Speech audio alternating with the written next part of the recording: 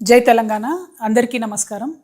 తెలంగాణ రాష్ట్ర ప్రభుత్వం పేదల పక్షాన లేదు, పెద్దల పక్షానే ఉందని పదే పదే నిరూపించుకుంటా ఉంది.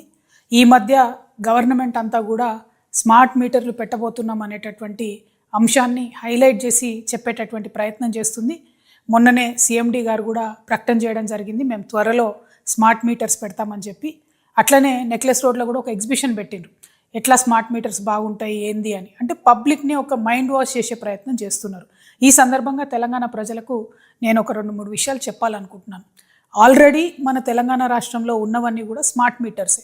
ఇప్పుడు ముందు లెక్క ఎవరు కూడా పోయి పెన్ను పేపర్ పట్టుకొని రీడింగ్ రాసుకునే అవసరం లేదు. ఒక చిన్న మెషిన్ ఉంటుంది, దాన్ని తీసుకొని మీటర్ దగ్గరికి పోగానే ఆటోమేటిక్గా రీడింగ్ వస్తుంది. స్మార్ట్ మీటరే ఇప్పుడు కూడా ఉన్నది.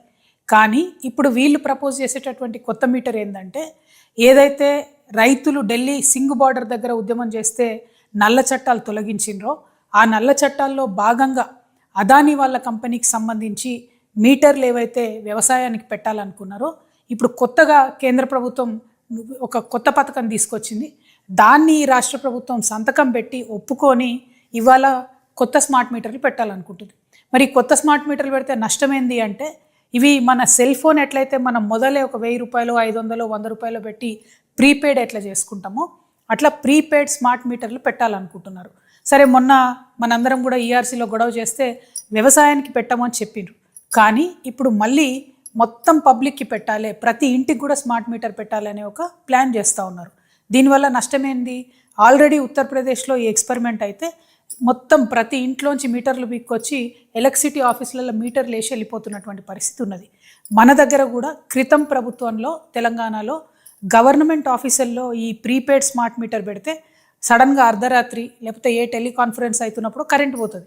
ఎందుకంటే 100 రూపాయలకు మీరు ఛార్జ్ చేస్తే 100 రూపాయల యూనిట్స్ కాగానే ఆ కరెంట్ ఆగిపోవడం అనేది జరుగుతుంది. సో ఇమాజిన్ చేయండి ఒక్కసారి, ఇవే మీటర్లు మన ఇళ్లల్లో పెడితే మరి గవర్నమెంట్ ఇస్తా అన్న ఫ్రీ సబ్సిడీ 200 యూనిట్ల పరిస్థితి ఏమవుతుంది?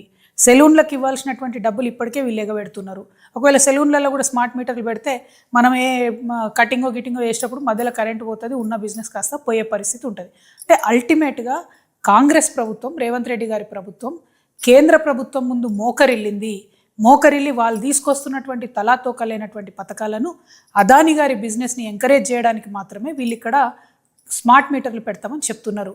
ఉన్న స్మార్ట్ మీటర్లను సరిగ్గా వాడుకొని ఉన్నటువంటి మొత్తం ఎలక్ట్రిసిటీ డిపార్ట్మెంట్ని ప్రాపర్గా వాడుకొని ఆర్టిజన్లను రెగ్యులరైజ్ చేసి కాంట్రాక్ట్ ఎంప్లాయీస్ని రెగ్యులరైజ్ చేసి ముందు 24 గంటలు కరెంటు మంచిగా ఇచ్చే ప్రయత్నం చేయండి. హైదరాబాద్ మహానగరంలోనే ఎప్పుడంటే అప్పుడు కరెంట్ పోయే పరిస్థితి ఉంది. ముందు దాన్ని సరి చేసుకోండి, ఆ తర్వాత కొత్త కొత్త పథకాలు ఆలోచించండి. ఎంతసేపు ప్రజల జేబులకు కత్తరేద్దామనేటటువంటి ఆలోచన తప్పితే ఈ కాంగ్రెస్ ప్రభుత్వానికి ప్రజలకు మంచి చేద్దామనే ఆలోచన కనబడతలేదు. కాబట్టి తెలంగాణ రక్షణ సేన నుండి మేము ఈ కొత్త స్మార్ట్ మీటర్లు పెట్టేటటువంటి పథకాన్ని తీవ్రంగా వ్యతిరేకిస్తున్నాం.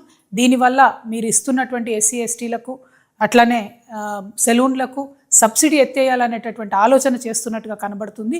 దీన్ని మేము జరగనివ్వము, దీన్ని మేము తీవ్రంగా వ్యతిరేకిస్తున్నాము. Thank you. జై తెలంగాణ.